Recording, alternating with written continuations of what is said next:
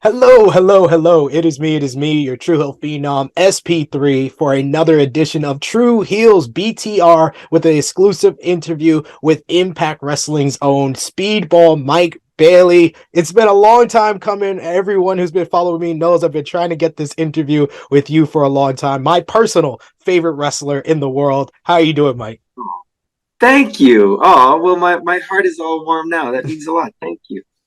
No, thank you so much for your time. I definitely appreciate it. Everyone watching, remember to drop the thumbs up on the video, share with your friends, and comment down below what you think about this interview. But Mike, you've been having a crazy whirlwind past like 15 months since the beginning of 2022, since you signed with Impact Wrestling, and 2022 was your year. It was your year where you really just broke out on another level. Kind of reflecting back on 2022, did you expect all of this to happen, all the success that you have had in Impact Wrestling and across the wrestling world, or is this something that kind of you were taken aback by? No, yes, I knew. I knew all along. I mean, it sounds maybe overly self-confident, but I did. I mean, I uh, I knew how excited people were about my matches in 2015, right? And it had been a thing that stuck with me and bothered me for for those 5 years. I couldn't enter the U.S. where people were telling me, "Oh my God, your match with Roderick Strong in PWG, I loved that match so much," and just made me grind my teeth because I knew how much better I had gotten in those 5 years, and I knew everything I was doing, and like. Of course, I had some fantastic opponents back then, but I was able to do some really great stuff, and like I spent 5 years essentially looking around at what was happening in the US and looking forward to returning to the US with a company like Impact Wrestling, and then being like, okay, where am I going to stand when things come? And my whole goal was, I'm going to go to Japan, I'm going to go to Europe, I'm going to go wherever I can, and become the greatest wrestler I possibly can, so that when I do come back to the US, I can have a year exactly like the one I did in 2022. So I mean, I am of course I'm surprised, right, at the support and grateful for all of it, but I set out a goal to have the year I did in 2022 in 2016. So I can't say it's a surprise. I love it. I love it. You visioned it and you made it happen, and I love to see it. Kind of talking about that, kind of like a hiatus that you had from traveling in the U.S. There's been a lot of like work visa issues across the wrestling world from WWE, AEW, and you're kind of the one of the first instances that I remember hearing about all the way back in 2015, 2016. Kind of tell us like how was that whole situation with you not being able to come into the U.S., how it was for you, and kind of what you were able to learn in that time away from North America. Yeah. Well, so a lot was learned. If you want to get to the boring and technical stuff that I learned, and like the non-inspirational part, I learned about context in professional wrestling, which I think is a huge lesson. In that every pro wrestling audience exists somewhere in a spectrum between Mexico and Japan, right? Where in Mexico, it's cultural. You go to the lucha libre whether you're a fan or not. You don't know the characters. You go just to enjoy, get drunk, have a show. And so how that manifests itself is that when you're a wrestler in Mexico, like, you understand that no one really cares unless you're jumping off the top rope to the outside of the ring. So people end up doing that a lot, right? Because that's what the audience wants. And in Japan, it's the complete opposite. Where when I wrestled for DDT, these same 75 fans would go to every single DDT show.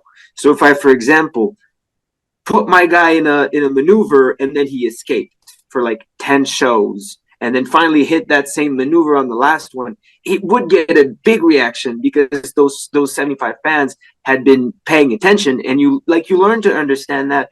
You learn to figure out who for which kind of audience you're wrestling, right? And I think in America, most of the audiences are somewhere in the middle of that, right? A lot of indie shows, it's like some people are casual, some people not. But honestly, and this is total tangent, but I find that a majority of the indie shows of which I'm a part, a very significant part of the audience has never seen pro wrestling in their life, and so I ended up performing from them a lot more. But also other things I've learned is the kinds of ways that wrestling can be presented. Right, I saw it was a 666 show that I attended just as a fan, and it was in a basement in an office building in a room the size of a classroom with like 4 gym mats. And they just did a wrestling show there for like 30 fans, all sitting cross-legged around the mats, and like the wrestlers were serving, like before the show you sit down and the wrestlers that are going to be participating on the show are walking around selling you concessions, and and then they present this awesome, amazing, comedic with a serious main event, just 4 match, 10 wrestler card that is just fantastic. And everyone in the audience is a super fan of the promotion for life. But in America, right, it's very like it goes from the top down, right? You see the promotions that are the biggest do something, and then everyone tries to replicate that without thinking, is this appropriate for us? Right. Yeah. So that goes into the understanding of context and what I learned from traveling the world. But there's a lot more to the lesson than that. When I was so basically I was starting to break out in the American independent scene in like 2015 with CZW, PWG, Evolve, and all that, and doing great, and thought my career would go in a certain direction, right? Because if you look at the roster of who was in PWG at the same time I was before I wasn't able to come to the US. They all got to either AW New Japan or WWE Now, and obviously I didn't. Or it would take me quite a long time to reach a similar level. But the part where I had to reorient was very difficult, and kind of take a step back and look at my career and go, is this still worth doing? And then remembering that, I had been wrestling for 10 years, even before this happened. And for the first many years, I wrestled for no money because there was no money to be made by anyone, including promoters in Quebec. And so I was not about to stop. And I was fortunate enough that I had been able to gain some momentum before not being able to come to the US, and I was able to turn that into international bookings. Where the sad part is, the really sad part is that for every Canadian that you hear of getting stopped at the US border, there's 10 that you haven't heard of that were well on their way to getting the notoriety and fame that it takes to get to the highest level, and then were essentially cut short, and then we're not able to just reorient their careers. And that's the part that sucks. But yeah, you learn to do with what you have. You learn to do your best, and you learn that the most conventional road is not always the one that applies to you, and sometimes you're going to need to get creative and figure out what works for you. So yeah, that's the romantic lesson. That's aside from the boring one about context. No, I like it all. Nothing is boring about that. That you need all of that to kind of make it to where you are today. And your big break, I've heard you a couple of times say, was this matchup that you had on the Canadian Independence with Josh Alexander, and you guys got to have a big time matchup.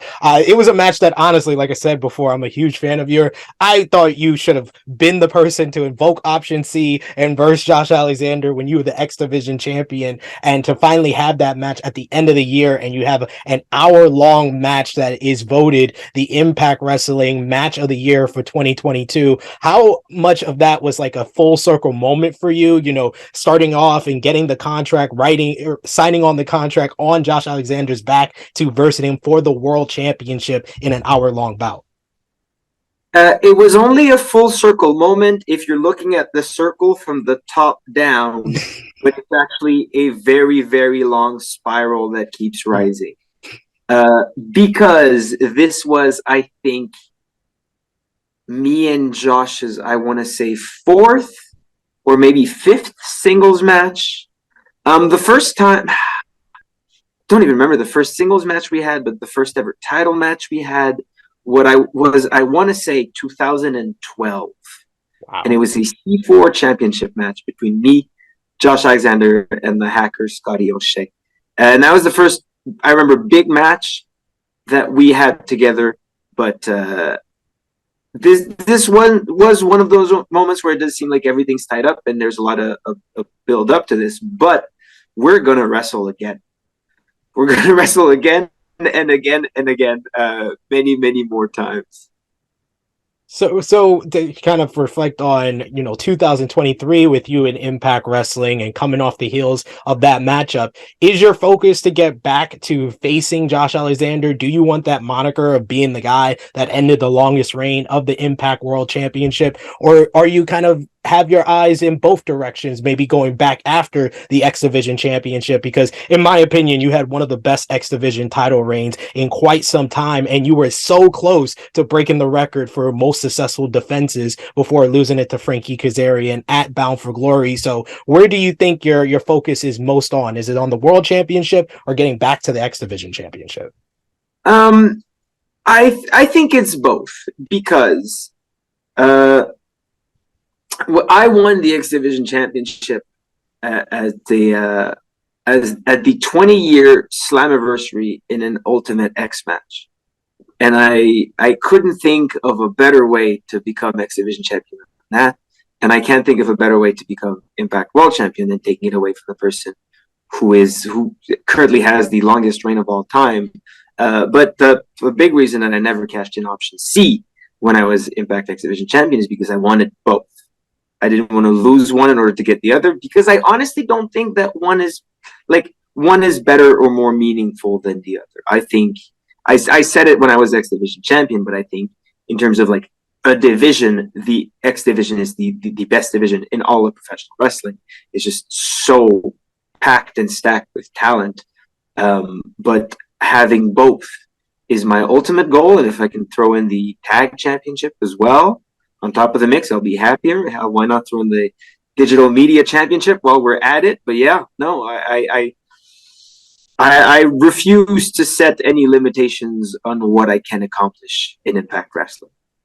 Like setting, limitations. I could tell you're not a guy that's about limitations with all the stuff that you have done wrestling across the world and wrestling for multiple promotions. I remember back in early 2022, I saw you in like I think it was like maybe a couple of weeks apart, like 1 year ago, where you had a match with Santana in Warrior Wrestling, and then you had a match with Blake Christian in GCW in Los Angeles. And I was just like, man, he's about to be the guy on the independent scene. And then WrestleMania weekend came, and you have 9 matches in 3 days. How was that to just, getting from different buildings in Dallas to, the different competitors that you were able to face in that span? How was your mindset, and how did you, coming out of it, what did you think about the reaction that fans were giving you after that huge weekend that you had last year? A blur. It's all a blur by now.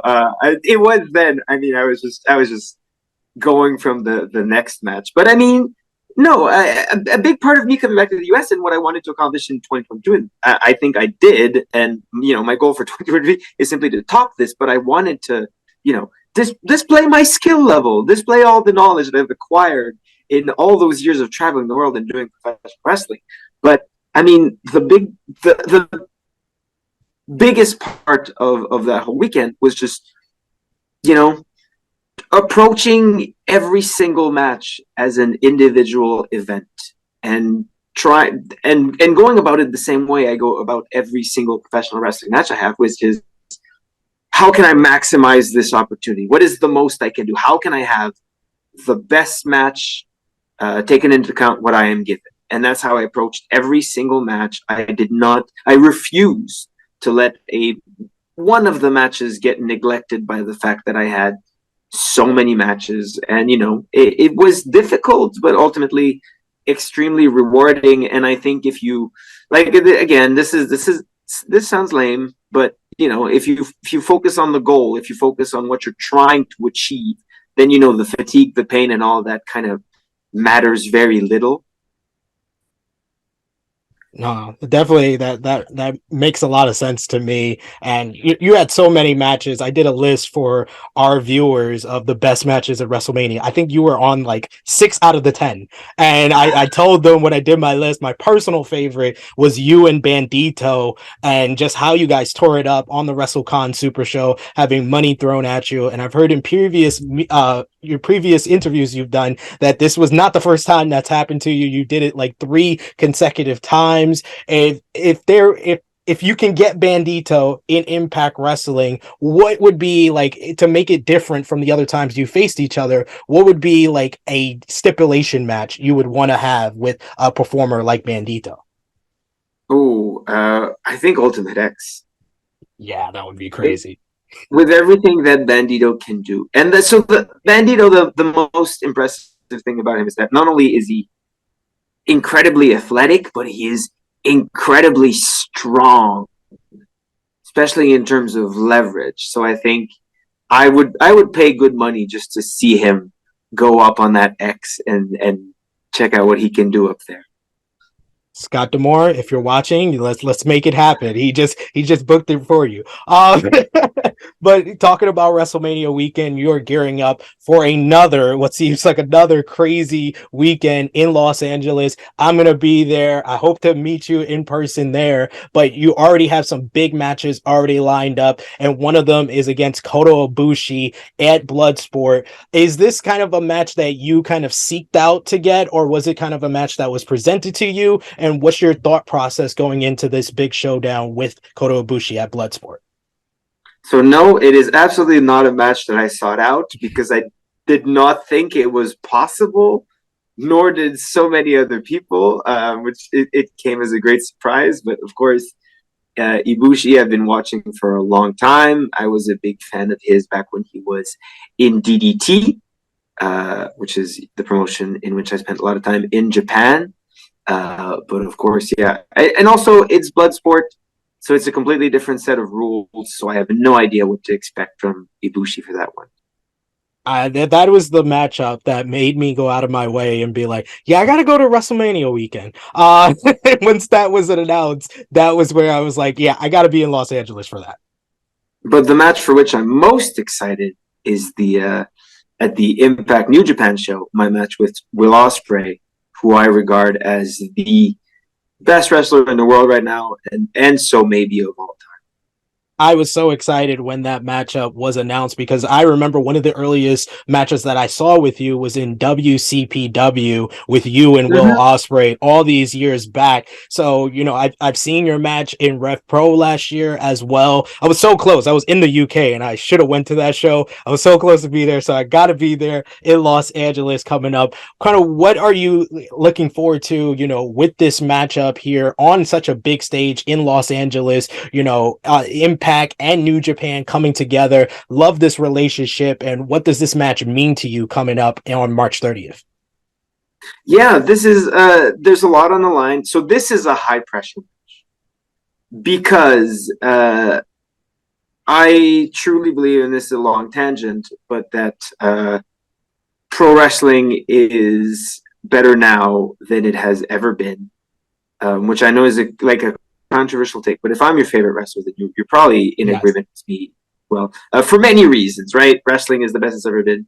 The main reason, most likely, because pro wrestling is open to everyone now, and but pro wrestling is getting more and more international, and there's so much more access to information with professional wrestling. You can watch any pro wrestler now can watch any other pro wrestler from anywhere in the world, so it's a lot easier to uh, put on better matches given what you already know and what you've seen, and so I think that Will Ospreay being the best wrestler now might be the greatest wrestler of all time, and I think it's hard to have an accurate self assessment here. Again, but I like my matches the best. I love my matches. I'm good enough of a pro wrestler to be in control enough to decide what I want to do, and I really enjoy what I do. And I'm glad you feel the same way. That at least I'm not alone in being my own biggest fan here. But I think that what the kind of match that Will Ospreay and I could put together could be regarded as the greatest professional wrestling match of all time, and that's definitely what I'm going to shoot for. If it will be regarded as such is not up to me, but that's my goal for this one. And you're already kind of gearing up for having multiple matches in one day with how you started 2023. I have to say congratulations on winning the Battle of Los Angeles for PWG in January. Then you followed that up over, the last weekend with the Jersey J Cup going to the finals against Jordan Oliver. How are you able to have time for life in general, having 4 matches in one day multiple times, it seems like, over the last 2 years? So I don't, and it's a problem. I wish I had so many more hours in a day. It took me like 3 days to recover from Bola and 3 days to recover from that Jacob. Those are days I'll never get back, and wish I did. But I'm glad you mentioned the J Cup, because we're talking about my Mania matches last year. One of my absolute favorites, and it's my favorite for my own reasons. But my match with Jordan Oliver from GCW, and that is because I got to the venue probably halfway through the match before ours, which means that we didn't get to talk for very long. We got changed and went out there and had a very, very good match. Yeah. A match that was not as good as it could have been had we had like a full day to prepare, but we had a very, very good match. And we got to do it again in the finals of the J Cup, and we also got to do it again at another promotion called Fight Life that week. But Jordan Oliver, I think, is absolutely one of the best, if not the best, unsigned pro wrestler right now. And I'm glad we got to do that again. But yeah, Bola was absolutely insane too. But again, it's the mentality of, being focused on what's important here, which is the matches themselves. And that's what keeps me going always. That's what they did for Bola. That's what they did for Jacob. That's what's going to do it again at WrestleMania weekend this year. And someone that you've been wrestling a lot, you talk about Jordan Oliver, but in the first round of the Jersey J Cup, you had your third match in GCW with Jonathan Gresham. And coming up, Impact No Surrender, you're going to be versing Gresham again. Is there kind of a different game plan when you're going against someone as technically sound as Jonathan Gresham, say, as opposed to, you're versing someone like Konosuke Takeshita at Battle of Los Angeles, who's more like strike-based, strong style? Is there a different game plan that you go into those type of matches with a performer like Gresham? There really isn't. You have to be prepared as all of it, and the rather than being prepared, the difficulty is to not get distracted and to not get caught up in what they do, and rather focus on what you can do against what they have. That makes a lot of sense. I do have a couple of questions here that were given to me by either my Tru Heel Heat team or our Patreon backers. This one comes from one of the members of our team here. They ask, who's the one wrestler that you would want to face in wrestling today? Because you're a person that gets called upon as a person that other people want to wrestle. For example, I know you had the match with Dax Harwood, WrestleCade, and the big thing talked about was Dax had one name on his list that he wanted to wrestle, and it was you. Who would be the one name that you would say if a promoter came to you and says, who's the one guy you want to wrestle? Yeah, that match, by the way, which was just released on YouTube. Bryan Danielson. That's the name. That's the name I've got right now. There's so many, honestly. There's so many people that I would love to wrestle, but in terms of like it being, a very, very remote possibility, I've got Bryan Danielson on top of my list. You don't know, like, I smiled, but I have a bigger smile on the inside because you're my favorite wrestler right now, my favorite wrestler of all time. I've said it on many occasions. It's Bryan Danielson. So that's my dream match as well. So we're on the same page there. Now, this was a second half of the question that he had. If you had a dream match with anyone from the past that isn't active, that you could have wrestled, maybe someone that inspired you, because I know you were a wrestling fan when you were young and wanted to get into wrestling. So who would it be if you had a dream match with anyone from the past? Ooh, so one of my favorite wrestlers of all time, uh, because he started the style that I enjoy, and I really think like his matches were what got this going. But Tiger Mask won. Wow. Satoru Sayama, like he really, I think, is the wrestling that I truly am amazed by. He is the oldest version of that I can find, and That I will is forever be. And against Speedball Mike Bailey against Prime Tiger Mask one, I think would be absolutely insane. I could feel my brain exploding if that had ever happened. So my final question to you, because me as a content creator and writer, as what I do, I think that, my significant other is like the main reason I'm able to do as much stuff as I'm able to do. You have a significant other that works in the business with you. If you can explain how that is, where you have time to be with that significant other. You got married last year. Congratulations on that. And I've never heard this. I've seen you in a couple of different interviews. I never heard how you guys like first started kind of dating and stuff. I know you probably were on shows together, but how did you meet and how has it been having that marriage in the wrestling business? Um, Veda has talked about it on the sessions with Renee Paquette that she was just on a little bit, but it's not like there's no real store to it. It was just a friendship that sort of evolved into a relationship slowly over time. But then eventually there was a moment where we made the leap of just kind of hanging out to we're gonna go together to England for 3 months and stay in an Airbnb and find bookings together and spend literally every single minute together in a different country for 3 months.